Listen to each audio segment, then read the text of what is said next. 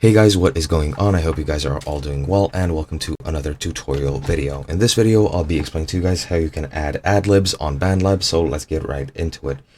So, Bandlab is a online free piece of software which you can use to record audio and make a song using either your voice or online virtual instruments. You can do a lot of things. Now, to add Adlibs, what Adlibs actually are. If you're a fan of hip-hop, you probably already know this, but while somebody is either rapping or singing, and if somebody or that same person yells something in the background, that is what a Adlib is, and we can do it pretty much easily. Now, let's say I record a piece of audio with my voice, such as this one. This is a piece of tutorial voice, so let's just use it like it is.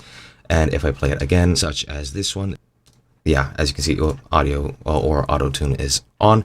Let's just turn that off. But yeah, to add an Adlib, what you want to do is add a separate track with your voice, and to add an Adlib, you just record over the existing voice, such as so. Let's say this is an Adlib.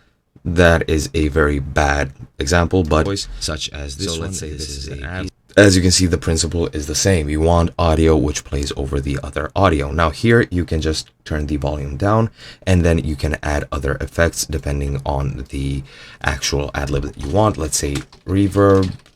You can add some studio reverb and voice, such as this one. This is a, as you can see, that is pretty much how you would add an Adlib.